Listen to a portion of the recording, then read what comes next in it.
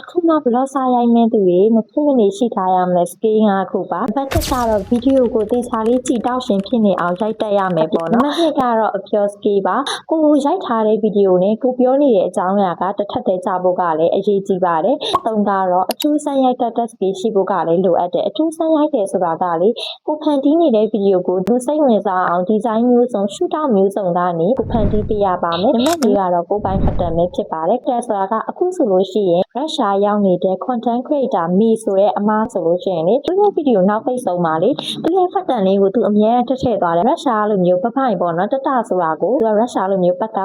ဆိုပြီးတော့မှလေသူအဲ့လိုမျိုးလေးထည့်သွားပေးတာအဲ့တော့ဒီစကလုံးတဲ့လူတွေသူ့ကိုပို့ပြီးတော့မှမှတ်မိစေတယ်အဲ့တော့ကိုရဲ့ဗီဒီယိုအစသို့မဟုတ်အဆုံးပေါ့နော်ဒီနှစ်ခုမှာလူတွေကိုမှတ်မိရအောင်ကိုရဲ့ကိုယ်ပိုင်ဖတ်တန်လေးတွေထည့်ဖို့ကလည်းလိုအပ်ပါတယ်နံပါတ်5ကတော့ editing skill ပဲဖြစ်ပါတယ် edit skill ကလေစာလုပ်တဲ့သူတွေအတွက်ဆိုရင်အရန်လိုအပ်တဲ့တွေမှာပါတယ်ဘာကြောင့်လဲဆိုတော့ကိုကစာလုပ်တဲ့အချိန်မှာအပြော skill မကျွမ်းသေးတဲ့အချိန်တွေရဲ့လောက်ပုံကိုင်ပုံတွေမကျွမ်းကျင်သေးတဲ့အချိန်မှာ edit skill တတ်ထားမယ်ဆိုလို့ရှိရင်ကိုမလိုအပ်တဲ့နေရာတွေဖြတ်တောက်လို့ရတယ်လူတွေစိတ်ဝင်စားအောင်လည်း edit skill နဲ့အမျိုးမျိုးဖန်တီးပေးလို့ရတယ်အဲ့တော့ကိုကအခုမှဗီဒီယိုစာရိုက်နေသူဆိုလို့ရှိရင်ဒီ skill 5ခုကိုတော့မဖြစ်မနေဖြည့်ထားပေးပါလို့ဒီပြောချင်ပါတယ်ဒီစမြိုင်းတမားတဲ့ coach Kiki ပါနောက်ဗီဒီယိုမှာပြန်လည်တွေ့ဆုံကြပါမယ်ရှင်